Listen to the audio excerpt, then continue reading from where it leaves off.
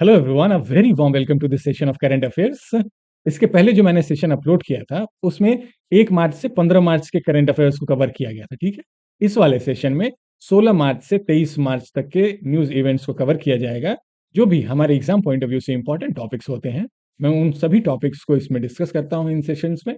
आइए देखते हैं। आज का हमारा पहला टॉपिक है राम मनोहर लोहिया जी के बारे में। पर्सनैलिटीज काफ़ी इंपॉर्टेंट रोल प्ले करते हैं एग्जाम में, और as a citizen of India भी हमें उन सभी लोगों के बारे में जानना चाहिए जो जिनका कंट्रीब्यूशन रहा है समाज में। प्राइम मिनिस्टर नरेंद्र मोदी जी ने उनके बर्थ एनिवर्सरी पे सोशल मीडिया पे पोस्ट किया and he said that he was a great freedom fighter and a icon of social justice. Social justice किसे कहते हैं? अच्छा, आपके लिए सवाल है, राम मनोहर लोहिया जी का बर्थ एनिवर्सरी किस तारीख को मनाया जाता है, बताइएगा। सोशल जस्टिस के बारे में हम बात कर रहे थे। सोशल जस्टिस किसे कहा जाता है? हमारे समाज की जो व्यवस्था है, इसमें अलग-अलग आधार पे भेदभाव किए जाते हैं। ये रियलिटी है लाइफ का। कहीं पे जेंडर बेसिस डिस्क्रिमिनेशन होता है, कहीं पे पैसे के आधार पे इकोनॉमिक डिस्क्रिमिनेशन होता है, कहीं पे कास्ट बेसिस डिस्क्रिमिनेशन देखा जाता है। तो सोशल जस्टिस इन सभी डिस्क्रिमिनेशंस के प्रॉब्लम्स को एड्रेस करता है। Ram Manohar Lohia gave he was a believer of a socialist ideology, जिसे समाजवादी कहते हैं। सोशलिस्ट आइडियोलॉजी, सप्त क्रांति, 7 रिवॉल्यूशन फ्रेमवर्क के बारे में उन्होंने बात की, जिसमें gender equality, caste reforms, racial justice या फिर इकोनॉमिक इक्विटी। अच्छा, economic equity, equity and equality, इन दोनों में फर्क क्या है? इक्वलिटी एक वर्ड हुआ और एक वर्ड हुआ इक्विटी। मान लीजिए आपके पास 2 ग्लास है, दोनों में 100-100 एमएल पानी है। तो क्या हुआ? ये इक्वल अमाउंट ऑफ वाटर हुआ दोनों ग्लास में। लेकिन अगर ये पानी किसी को पिलाना है, तो क्या हर इंसान की प्यास एक बराबर हो सकती है? जिससे ज़्यादा प्यास लगी है, उससे ज़्यादा पानी की ज़रूरत है, और जिसे कम प्यास में भी जिसका काम कम पानी में भी चल जाएगा, उसके लिए कम पानी भी ज़रूर काफ़ी है। तो इक्विटी इसी बात के ऊपर है कि जिसकी जितनी ज़रूरत है, उसके हिसाब से रिसोर्सेज़ उसको अवेलेबल कराए जाएँ। Remains a guiding principal in many socialist movement. जो राम मनोहर लोहिया जी का आइडियोलॉजी है, उनका बिलीफ है, ये कंटेम्पररी वर्ल्ड में भी, आज के समय में भी काफ़ी चीज़ें रेलेवेंट हैं, हम आगे भी देखेंगे। He talked about decentralisation of power, जैसे विलेज लेवल पे, डिस्ट्रिक्ट लेवल पे, प्रोविंस लेवल पे और स्टेट लेवल पे या फिर नेशनल लेवल पे। He was strong proponent of Hindi and Indian languages. जैसे नेशनल एजुकेशन पॉलिसी अभी आ रही है, तो इसमें भी वर्नाकुलर लैंग्वेज के बारे में बात की गई है। जो लोकल लैंग्वेजेस हैं, उसके ऊपर भी ध्यान देने की ज़रूरत है सरकार को। और जो प्राइमरी एजुकेशन है, कम से कम वो तो लोकल लैंग्वेज में होना ही चाहिए। इन सभी चीज़ों के बारे में राम मनोहर लोहिया जी ने बात की थी। हमारा अगला टॉपिक है, नेशनल एडेप्टेशन प्लान के ऊपर वर्कशॉप्स करवाए जा रहे हैं। नेशनल एडेप्टेशन प्लान होता क्या है? ये एनएपी, नेशनल एडेप्टेशन प्लान क्या है? हमारे एनवायरनमेंट में या फिर अर्थ पे जो भी इकोलॉजिकल डिस्टर्बेंसेस हो रहे हैं, जो चेंजेस हो रहे हैं एनवायरनमेंट में, इन सभी को टैकल करने के लिए एक प्लान ऑफ एक्शन होना चाहिए। तो जो भी वर्ल्ड में देश हैं, यूनाइटेड नेशंस के मेंबर्स हैं, वो लोग अपना-अपना national action plan, adaptation plan बना रहे हैं कि कैसे चेंजिंग एनवायरनमेंट सिनेरियो में वो कैसे अडॉप्ट करेंगे। रिसोर्सेज जैसे फॉसिल फ्यूल्स के ऊपर जो डिपेंडेंसी है, उसको कैसे कम किया जाएगा? जो इनिशिएटिव्स लिए जाएँगे, वो क्या इनिशिएटिव्स होंगे? उनका प्लान ऑफ एक्शन क्या होगा? सस्टेनेबल एनवायरनमेंट कैसे क्रिएट किया जाएगा?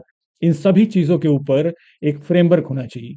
तो UNFCCC, United nation framework convention of climate change, इसकी सेक्रेटेरिएट में ये नेशनल एक्शन प्लान और national adaptation plan government of India को सबमिट करना है। सबसे पहली बार यूएनएफसीसी सेक्रेटेरिएट में बुर्किना फासो 2015 में इन्होंने अपना नेशनल एडेप्टेशन प्लान सबमिट किया था। सीओपी 30, कॉन्फ्रेंस ऑफ पार्टीज 30, ये ब्राजील में कंडक्ट करवाया जाएगा 10 से 21 नवंबर। ये डेट है सीओपी 30 का, जो ब्राजील में होगा। ये एक फैक्ट है, आपको याद रखना है। United nation climate change conference, जिसे हम शॉर्ट में सीओपी 30 कहते हैं, कॉन्फ्रेंस ऑफ पार्टीज, इसकी मीटिंग होगी। अच्छा, नेशनल एडेप्टेशन प्लान सबमिट करना, इसका बेनिफिट क्या होने वाला है? इसका बेनिफिट ये होगा कि एक फंड है, green climate fund, GCF. This plays a critical role in supporting implementation of NAPs. जो प्लान ऑफ एक्शन बनेगा, जैसे जो एनर्जी के ऊपर डिपेंडेंसी है, रिन्यूएबल एनर्जी के ऊपर, तो उसको इम्प्लीमेंट करने के लिए फॉर एग्ज़ाम्पल सोलर एनर्जी के ऊपर आपकी डिपेंडेंसी को इंक्रीज़ करना है, सोलर प्लांट्स लगाने होंगे, उसमें जो इन्वेस्टमेंट होगा, उसमें ये ग्रीन क्लाइमेट फंड हेल्प करता है डेवलपिंग कंट्रीज़ के लिए, ठीक है? आपको ये ध्यान रखना है कि ये फंड जो है, ये डेवलपिंग कंट्रीज़ को हेल्प करने के लिए, not for the developed countries. अगला टॉपिक हमारा है Lok Sabha and India AI mission signed an MOU memorandum of understanding a data set called AI कोश। कोश का मतलब हुआ जो डेटा सेट है, ठीक है? कोश, एआई कोश, artificial intelligence will be created which will enable the translation of extensive debates। जो लोकसभा में डिबेट्स होते हैं, तो जो मेंबर रिप्रेजेंटेटिव मेंबर्स हैं लोकसभा में, वो अलग-अलग रीजन से आते हैं, तो उसमें जो डिबेट्स में पार्टिसिपेट करते हैं, वो तो अलग अपने रीजनल लैंग्वेज में भी एड्रेस करते हैं हाउस को। आर्टिफिशियल इंटेलिजेंस की मदद से ये एआई कोश तैयार किया जाएगा ताकि जो भी डिबेट्स हो रही हैं, उसका प्रॉपर ट्रांसलेशन किया जाए और लोगों के लिए वो अवेलेबल हो। Armed forces medical services AFMS और निमहंस यानी national institute of mental health and neurosciences NIMHANS, इन दोनों के द्वारा एमओयू यानी कि मेमोरेंडम ऑफ अंडरस्टैंडिंग साइन की गई है। आप कई बार न्यूज़ में सुनते होंगे जो सिक्योरिटी पर्सनल्स होते हैं, उनका जो नेचर ऑफ वर्क है, जो ड्यूटी है, वो काफ़ी हार्ड होता है और इसकी वजह से स्ट्रेसफुल लाइफ होती है उनकी। कई बार ये न्यूज़ में देखा गया है कि वो सुसाइड कर लेते हैं और काफ़ी बार उनके हेल्थ के ऊपर भी बुरा असर पड़ता है।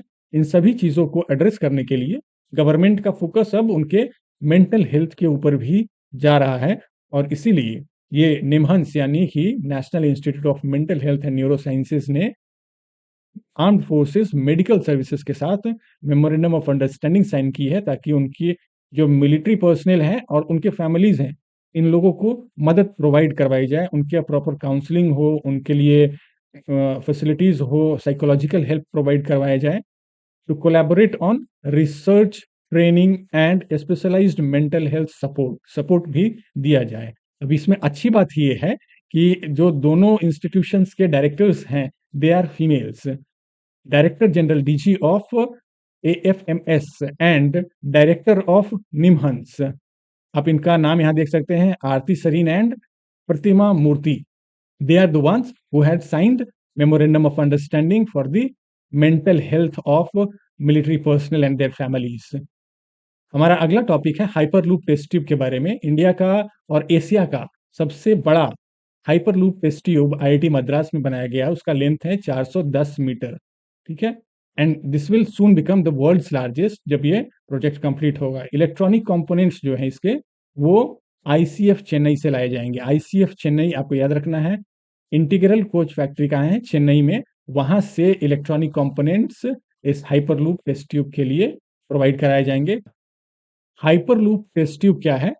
आप ये स्ट्रक्चर देख सकते हैं, इसमें ये जो ट्यूब बना हुआ है, ये वैक्यूम होता है, इसके अंदर एयर रेजिस्टेंस बिल्कुल कम होता है और इसकी वजह से इसकी जो एफिशिएंसी है स्पीड गेन करने की, ये काफ़ी अच्छी होती है। इसलिए ये फ्यूचर मोड ऑफ ट्रांसपोर्टेशन होने वाला है। Prime Minister Narendra Modi and his New Zealand counterpart Christopher Luxon jointly inaugurated 10th edition of Raisina dialogue. Raisina dialogue हमारे इंडिया में सबसे इम्पोर्टेंट कॉन्फ्रेंसेस में से एक है।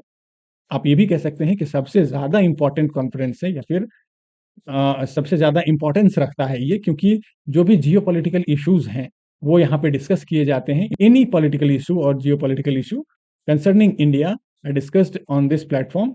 और इस बार का इसका थीम था काल चक्र, पीपल, पीस एंड प्लैनेट। तो आप इसके थीम से भी समझ सकते हैं कि कितना एक्सटेंसिव डायमेंशन है इसका, कि ये पीपल के बारे में भी सोच रहा है, पीस यानी कि सिक्योरिटी के बारे में भी अब यहाँ बातें हो रही हैं, प्लैनेट यानी एनवायरमेंटल इश्यूज के बारे में भी बातें हो रही हैं। तो न्यूजीलैंड के प्राइम मिनिस्टर जब यहाँ आए थे, तो न्यूजीलैंड और इंडिया के बीच में भी मेमोरेंडम ऑफ अंडरस्टैंडिंग काफ़ी सारे एग्रीमेंट्स साइन किए गए हैं on the basis of maritime security और एनर्जी। Waves OTT platform will be streaming DFB पोकल।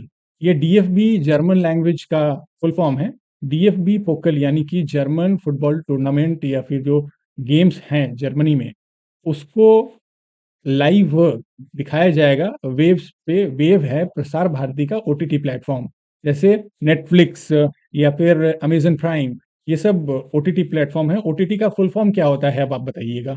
OTT का फुल फॉर्म क्या है, आपको कमेंट सेक्शन में बताना है।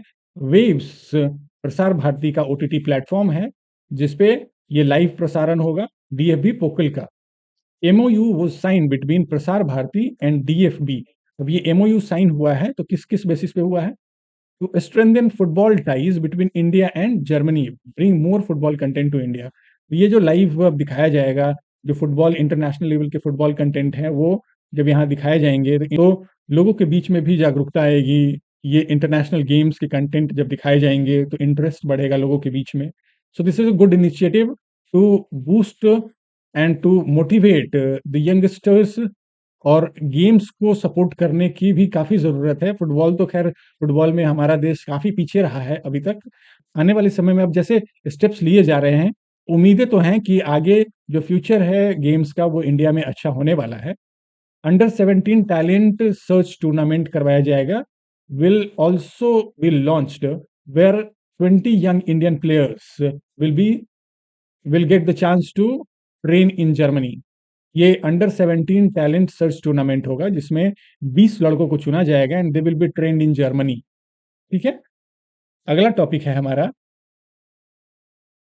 First ever fit India carnival. ये जवाहरलाल नेहरू स्टेडियम में स्टार्ट किया गया। This is a 3 day festival, fitness के ऊपर है। Union minister of for youth and sports doctor Mansukh Mandaviya has inaugurated this. और इसका विजन क्या है? Fitter, healthier, obesity free nation. हमारे देश में ओबेसिटी काफी कॉमन इशू है, कॉमन सिचुएशन है लोगों के साथ। तो फिटनेस के ऊपर इसका ध्यान, लोगों का जो ध्यान है उसको आकर्षित करना है। फिट इंडिया कार्निवल का sports authority of India, SAI जिसे शॉर्ट में कहते हैं, SAI, sports authority of India will provide assessments related to nutrition and psychology. Psychologists और न्यूट्रिशनिस्ट वहाँ हैं, जो लोग यहाँ पे विजिट करेंगे कार्निवल में, उनको फ्री ऑफ कॉस्ट काउंसलिंग होगी, उनका असेसमेंट किया जाएगा इस फिट इंडिया कार्निवल में। खेलो इंडिया पैरा गेम्स 20 से 27 मार्च तक ये होने वाला है और हो रहा है। ये सेकंड एडिशन है, इसके पहले एक बार हो चुका है खेलो इंडिया पैरा गेम्स। मैस्कट क्या है? Ujjwala, inspired by house sparrow of Delhi. Sparrow of Delhi is, आप यहाँ पे देख सकते हैं, जो सिंबल है मैस्कट है उज्ज्वला। बाइलिंगुअल टैगलाइन जो थीम होता है किसी प्रोग्राम का, तो इसका 2 लैंग्वेज में, हिंदी और इंग्लिश दोनों में बाइलिंगुअल टैगलाइन दिया गया है, champions beyond limits, and Hindi में है हौसलों की उड़ान। Anthem was also unveiled. ये जो फिट इंडिया कार्निवल हुआ है इसी वक्त ये सब लॉन्च किया गया है। राइडिंग ऑन वर्ड्स, ये जो एंथम है, एंथम कैसे बोला जाता है? खेलेगा खेलेगा मेरा इंडिया, जीतेगा जीतेगा मेरा India. This is the anthem of Khelo India para games. ठीक है, आगे बढ़ते हैं। Union minister for electronics and IT Ashwini Vaishnaw ji ने अनाउंस किया है 2 मेजर इलेक्ट्रॉनिक मैन्युफैक्चरिंग क्लस्टर्स बनाए जाएंगे तमिलनाडु में। लागत होगी उसकी 1112 करोड़ रुपए। ये कहाँ पे होगा? पिल्लई कम एंड मनलूर, ये 2 जगह हैं, यहाँ पे इलेक्ट्रॉनिक मैन्युफैक्चरिंग क्लस्टर डेवलप किए जाएंगे। The initiative aims to strengthen India's position in global electronics system design and manufacturing sector, ESDM sector, ये शॉर्ट फॉर्म है, ESDM sector. India's ambition of achieving 500 billion ESDM market. ये electronic system design and manufacturing में India का target है कि 2030 तक इस market को $500 बिलियन रुपीस का मार्केट बनाना है और 6 मिलियन जॉब क्रिएट करने हैं इस फील्ड में, इस सेक्टर में। To achieve this goal, entire electronic manufacturing value chain will be established in India. जैसे अब 2 क्लस्टर्स बनाए जा रहे हैं, तो इस तरह से और भी इंफ्रास्ट्रक्चर डेवलप करने की जरूरत है। और जो सेक्टर का ग्रोथ है एनुअल ग्रोथ वो कम से कम 22% होना चाहिए, तब जाकर ये 2030 तक जो ये टारगेट्स रखे गए हैं 500 बिलियन का और ये 6 मिलियन जॉब क्रिएशन, ये तभी पॉसिबल होगा जब ये sector, ESDM sector 22% annual growth की रेट से आगे बढ़ेगा। मॉर्गन स्टैनली एक फाइनेंशियल सर्विस असेसमेंट करता है और इसने इंडियन इकोनॉमी को असेस करके, पिछले वाले सेशन में भी मैंने बताया था कि जो हमारी डिपेंडेंसी है वो सर्विस सेक्टर पे इतना अच्छा है कि गुड्स के मामले में अगर ट्रेड में जो इश्यूज आ रहे हैं, जैसे अलग अलग रीजन में वॉर हो रहा है, तो जो डिस्टर्बेंस हो रहे हैं ट्रेड में, वो सर्विसेज सेक्टर में नहीं देखने को मिलते हैं। तो इंडिया के लिए ये अच्छी बात है कि हमारी इकोनॉमी का जो मेजर पार्ट है वो सर्विसेज सेक्टर से आता है जीडीपी का। मॉर्गन स्टैनली ने बताया है थर्ड लार्जेस्ट इकोनॉमी 2028 तक इंडिया थर्ड लार्जेस्ट इकोनॉमी बन जाएगा।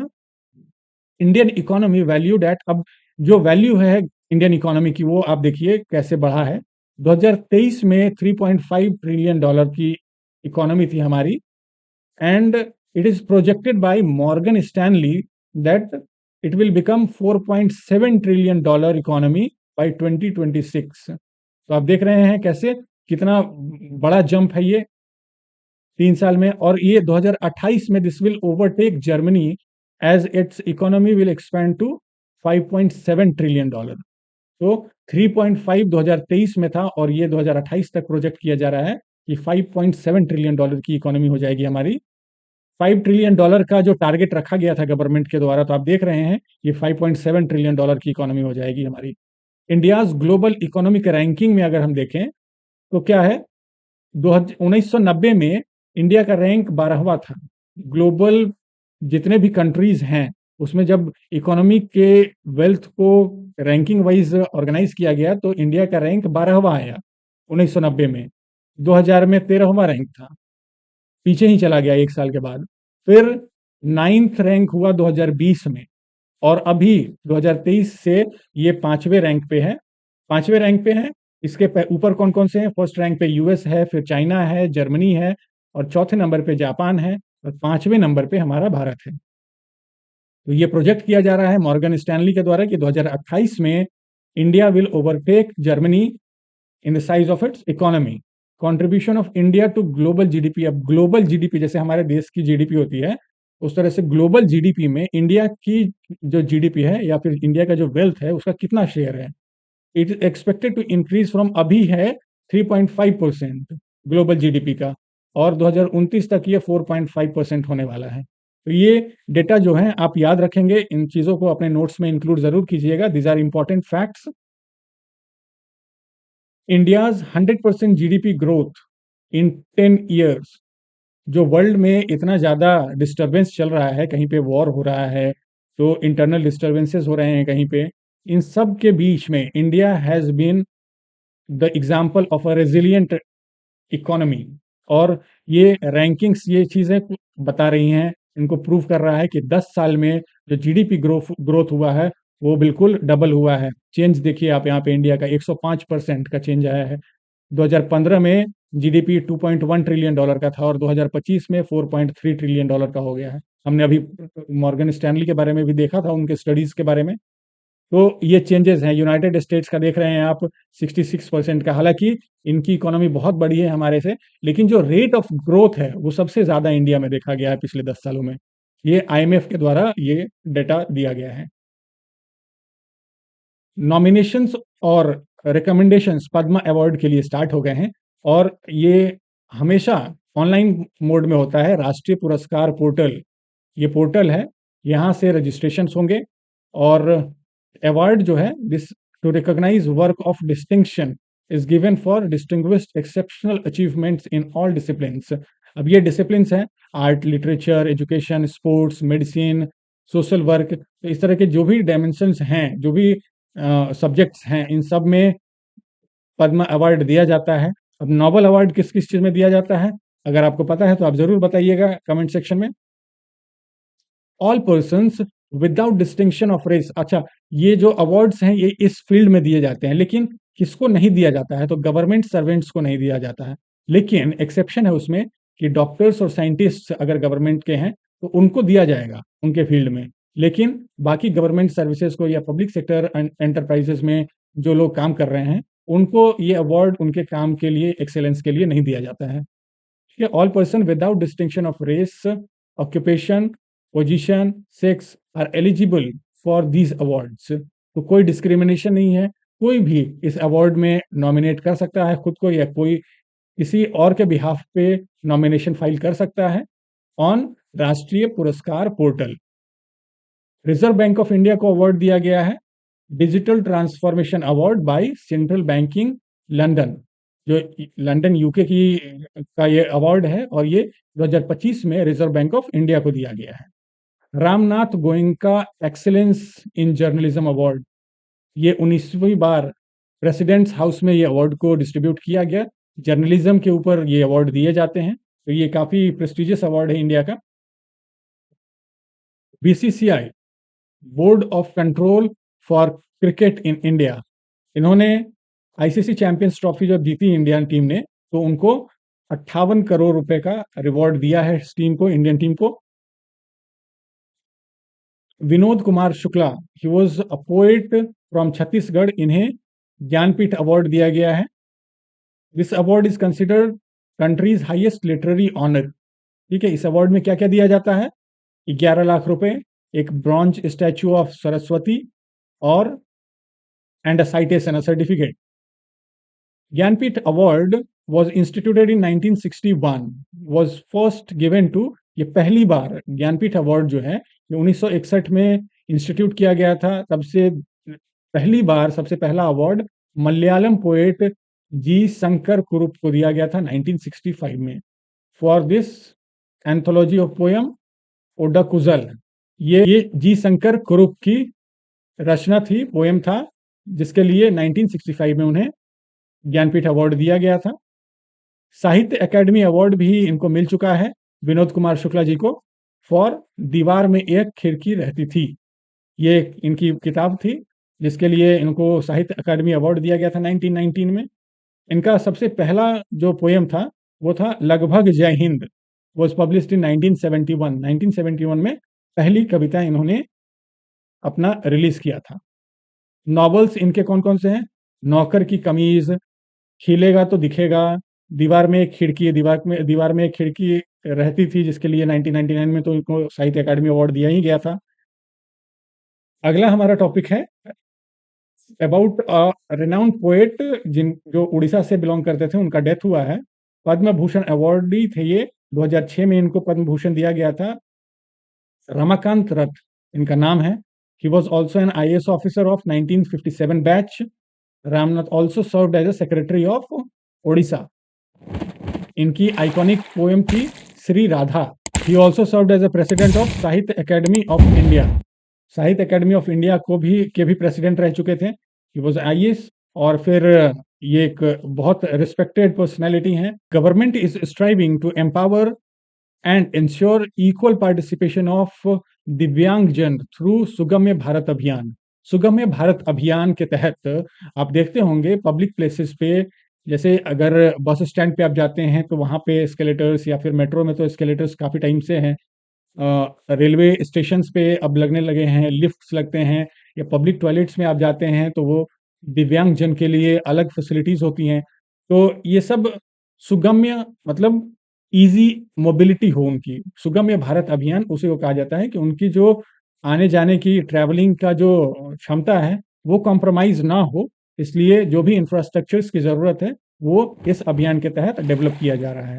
अभी पर्पल फेस्ट हुआ है दिल्ली में 2025, वो दिव्यांगजन के लिए ही ये फेस्टिवल ऑर्गेनाइज किया जा सकता था। आप देख सकते हैं president Draupadi Murmu is present in this event. 14th ADMM plus, ASEAN आपने सुना होगा। आसियान कंट्रीज कौन से हैं? ये 10 कंट्रीज हैं, Brunei, Cambodia, Indonesia, Laos, Malaysia, Myanmar, Philippines, Singapore, Thailand and Vietnam. These are the ASEAN countries. Plus इसके साथ 8 और कंट्रीज जुड़ जाते हैं, partner countries.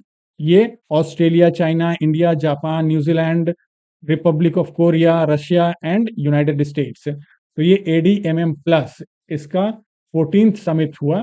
14th ASEAN defence ministers ADMM plus summit expert group working committee on counter terrorism. ये counter terrorism के ऊपर ये मीटिंग करवाई गई न्यू दिल्ली में। इंडिया और मलेशिया ने एक साथ इस मीटिंग को चेयर किया। सिक्योरिटी प्लेटफॉर्म ये क्या है? एडीएमएम प्लस क्या है? This is a security platform that includes ASEAN members and 8 dialogue partners. हमने अभी मेंबर्स के नाम देख लिए। This was established in 2010। It focuses on enhancing security cooperation in Asia Pacific reason.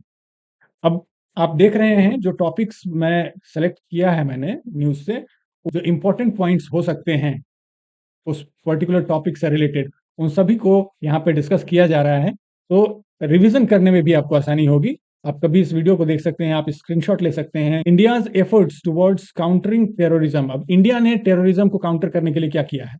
Adoption of Delhi declaration during India's chairmanship of counter terrorism committee UNSC इन 2022।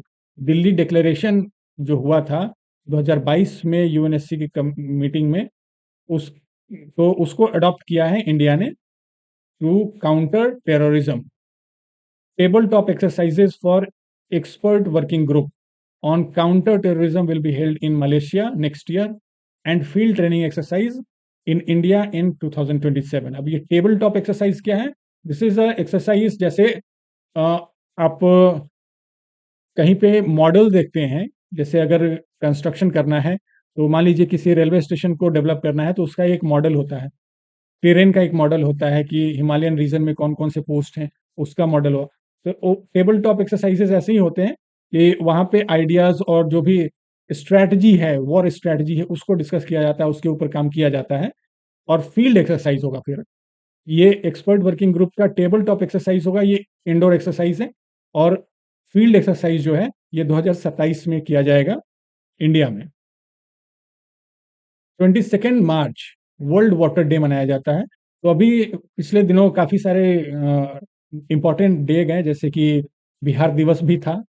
तो 22 मार्च को water day मनाया जाता है, world water day.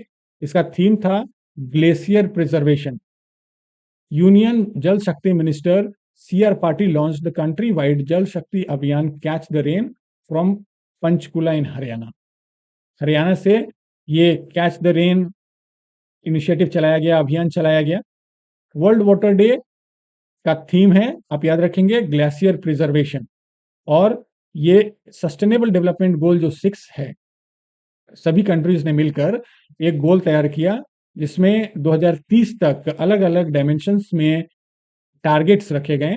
Sustainable development goal number 6, इसमें ensure water and sanitation, तो water resources की बात इसमें 6 में की गई है। Instituted in 1992 by United Nations when the world body convened the Conference on Environment and Development। तो ये 1992 में ब्राजील के रियो डे जेनेरियो में मीटिंग की गई यूएन की, और वहां पे इसको अडॉप्ट किया गया था 22 मार्च को एज वर्ल्ड वाटर डे। फिर अर्थ आवर भी मनाया जाता है 22 मार्च को। अर्थ आवर में क्या करते हैं? पूरी दुनिया में 1 घंटे के लिए बिजली को बंद किया जाता है। टाइमिंग होती है 8:30 से 9:30। 8:30 से 9:30 के बीच में पूरे दुनिया में जैसे जैसे टाइम जोन के हिसाब से कंट्रीज के टाइम होते हैं, उस बीच ये 1 आवर के लिए पावर कट ऑफ किया जाता है। इस बार का थीम था be water wise. First launched in Sydney, ये पहली बार 2007 में स्टार्ट किया गया था अर्थ आवर, और फिर अभी तक ये चल रहा है। ये किसके द्वारा स्टार्ट किया गया था ये भी आप याद रखेंगे, WWF, world wide fund for nature. ठीक है। India has sent humanitarian assistance to Botswana. Botswana में बाढ़ की स्थिति थी और वहां पे एसेंशियल पहुंचाए गए हैं। क्या क्या पहुंचाए गए हैं? Medicine, surgical supplies, mosquito nets, water purifier. तो इन सभी चीज़ों की ज़रूरत पड़ती है फ्लड प्रोन एरियाज में।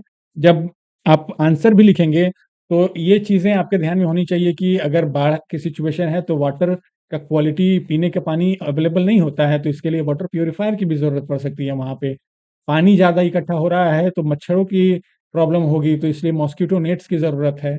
और बाकी जो इंजरीज हुए या फिर किसी की तबीयत खराब हुई तो उसके लिए तो मेडिसिन की ज़रूरत पड़ेगी ही। ठीक है। Fourth India EU maritime security dialogue, Delhi में ये करवाया गया। EU maritime security dialogue to sustain a secure maritime environment conducive for inclusive growth and global wellbeing. Maritime security के लिए ये प्रॉपर फैक्ट है, इसमें कोई कॉन्सेप्ट नहीं है, तो आपको बस ऐसा नाम याद रखना है कि fourth India EU maritime security dialogue कहाँ पे हुआ है, तो नई दिल्ली में हुआ है, और ये मैरीटाइम सिक्योरिटी के बारे में ही है, ये तो नाम से ही पता चल रहा है। अब तीन तरह की पॉलिसीज हमेशा आपको न्यूज में देखने को मिलेगी जो गवर्नमेंट ऑफ इंडिया अपने नेबरिंग कंट्रीज के साथ फॉलो करता है, जैसे है neighbourhood first policy, act east policy and Mahasagar initiative. Mahasagar का फुल फॉर्म भी आप याद रखेंगे, mutual and holistic advancement for security and growth across regions. तो ये सारे रीजनल फॉरेन पॉलिसी के पार्ट हैं इंडिया के, जो आसपास के कंट्रीज हैं या रीजन्स हैं उनमें क्या पॉलिसी और क्या initiatives government of India as a foreign policy अपनाती है, इन चीज़ों के ऊपर आप ज़रूर अपनी समझ विकसित करके रखेंगे, ताकि आपको जब लिखना हो इनके बारे में तो आप आसानी से लिख पाएँ। 32nd कन्वर्जेंस इंडिया एक्सपो, अब एक इवेंट करवाया गया, यहाँ पे तीन तरह के इवेंट्स थे, India expo convergence, smart mobility India expo and 10th smart cities India. ये सारे प्रोग्राम करवाए गए एक जगह पे, और इसमें अब डायमेंशंस देख रहे हैं, स्मार्ट सिटीज के बारे में बात हुई है, इलेक्ट्रिक व्हीकल्स, क्योंकि मोबिलिटी की स्मार्ट मोबिलिटी इंडिया एक्सपो है तो मोबिलिटी की बात हो रही है, एनर्जी की बात हो रही है, तो ये सभी डायमेंशंस को यहाँ डिस्कस किया गया था। और एक बहुत खूबसूरत लाइन मुझे यहाँ पे दिखी, इसमें बोला गया था मिनिस्टर के द्वारा, our society stands on pillars of ethics, economy, ecology and environment. अब ये ऐसा लाइन है जो आप कहीं भी यूज कर सकते हैं, अगर सवाल या कोई स्टेटमेंट या कभी ऐसे आता है या कोई जीएस का आंसर है, वहां पे आप अगर इकोनॉमी के बारे में है या एनवायरनमेंट के बारे में आप लिख सकते हैं, या फिर जो इकोनॉमिक डेवलपमेंट और इन्वायरमेंट के बीच में जो डायलेमा बना रहता है कि अगर डेवलपमेंट करना है तो इन्वायरमेंट को तो हार्म करना ही पड़ेगा, तो वहां पे फिर एथिक्स की बात आती है। तो इन चीजों को आप, ये एक लाइन होलिस्टिक लाइन है जो आप कहीं पे भी यूज कर सकते हैं किसी भी टॉपिक में।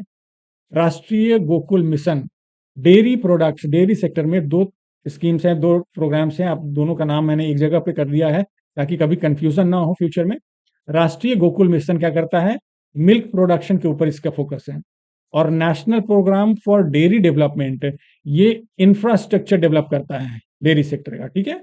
Scheme is set to significantly enhance milk production and productivity, thereby increasing farmers income. ये फार्मर का इनकम बढ़ाएगा, जब प्रोडक्शन होगा, ज्यादा प्रोडक्शन होगा, ज्यादा प्रोडक्टिविटी बढ़ेगा। Government approved the revised National Program for Dairy Development. This initiative focuses on modernizing and expanding dairy infrastructure, ensuring sectors sustained growth and productivity. तो जो डेयरी सेक्टर में इंफ्रास्ट्रक्चर की जरूरत है उसके ऊपर ये प्रोग्राम है, ठीक है। हमारे देश में जो गेमिंग सेक्टर है इसमें बहुत ज़्यादा इन्वेस्टमेंट है, बहुत huge amount of money is involved, और यहाँ पे लाइसेंस लेना पड़ता है। अगर आप इंडिया में अपना ऐप चला रहे हैं गेमिंग के सेक्टर में तो आपको गवर्नमेंट अप्रूवल चाहिए, आपको प्रॉपर टाइम पे टैक्स भरना होता है, तो ये सब सब जो रेगुलेशंस हैं उनको फॉलो करना होता है। और ये रेगुलेशंस फॉलो कौन करवाती है, DGGI, directorate general of goods and services tax intelligence. और जो इसका वायलेशन करते हैं फिर उनको बैन किया जाता है। तो वही 357 websites have been blocked of illegal और non compliant offshore online money gaming entities, जो जिनके पास लाइसेंस नहीं था, जो इलीगली अपना ऐप चला रहे थे, अपने गेम को इंडिया में यूज करवा रहे थे, और या फिर जो कॉम्प्लाइंट नहीं थे, जो रूल्स रेगुलेशन है उसका फॉलो नहीं कर रहे थे, उसको टाइम पे टैक्स नहीं भर रहे थे, तो टैक्स इवेजन का भी केस था। तो इसके वजह से कुछ वेबसाइट्स को बैन किया गया है। Entities are evading GST by failing to register, concealing taxable pens and bypassing tax obligations. तो आप सिचुएशंस देख रहे हैं। और फिर बहुत सारे बैंक अकाउंट्स को भी सीज किया गया है, जो यूजर के बैंक अकाउंट्स थे, जो गेम खेलते थे जो लोग, उनके बैंक अकाउंट को सीज किया गया है ताकि कंपनीज के पास पैसे ना पहुंचे। और कंपनीज के भी काफी सारे ऐसे पोर्टल यूपीआई आईडीज थे जिनको बैन किया गया है। बायोसारथी, एक इनिशिएटिव है for global mentoring of biotech startups. Biotech sector में जो भी स्टार्टअप्स हैं उनको मेंटर करने के लिए एक बायोसारथी इनिशिएटिव चलाया गया है। The India bio economy report, ये एक रिपोर्ट है जो एनुअली पब्लिश की जाती है department of biotechnology and BIRAC, biotechnology industry research assistance council, इसके द्वारा ये report India bio economy report release किया जाता है। एनुअल रिपोर्ट है। बायरेक का 13वां फाउंडेशन डे मनाया जा रहा था, वहीं पे ये प्रोग्राम आप देख सकते हैं इमेज में। बायोसारथी इनिशिएटिव को लॉन्च किया गया है बायोटेक सेक्टर में स्टार्टअप्स को हेल्प करने के लिए। इसरो का टारगेट, चेयरमैन जो हैं इसरो के डॉक्टर वी नारायणन, इनके द्वारा ये बताया गया कि इसरो ने टारगेट रखा है 2040 तक इंडियन को, किसी इंसान को मून पे भेजा जाएगा और 2035 तक स्पेस स्टेशन बना दिया जाएगा। तो वहाँ पे 35 तक स्पेस स्टेशन बन जाएगा और यहाँ के एस्ट्रोनॉट्स 2040 तक वहाँ स्पेस स्टेशन पे जाएंगे। नैस्कॉम ग्लोबल कॉन्फ्लुएंस 2025, नैस्कॉम क्या है? National association of software and service companies. This is a non governmental trade association, ठीक है, एडवोकेसी ग्रुप। ये गाइडलाइंस भी देती हैं, गाइड करता है स्टार्टअप्स को, कंपनीज को, जो सॉफ्टवेयर कंपनीज हैं उनको। Serves Indian technology industries and this was founded in 1988। NASSCOM जो है वो 1988 में बनाया गया था। ये सॉफ्टवेयर इंडस्ट्री में कंपनीज जो काम करती हैं उनको ये हेल्प करता है और ये एक नॉन गवर्नमेंटल ट्रेड एसोसिएशन है। तो आपको सवाल में ये भी पूछा जा सकता है कभी कि NASSCOM is a government body और non government body. So this is the end of the session. इसके पहले के जो इवेंट्स थे 1 तारीख से 15 तारीख वाले, वो भी वीडियोस अवेलेबल है मेरे चैनल पे। और अगर आप इंटरनेशनल ऑर्गेनाइजेशन के बारे में जानना चाहते हैं तो वो वीडियोस भी मेरे चैनल पे अवेलेबल हैं। मेंस आंसर राइटिंग गाइडेंस के भी अवेलेबल हैं वीडियोस, आप उनको भी जाकर देख सकते हैं। Thank you so much for attending this session. Have a good day.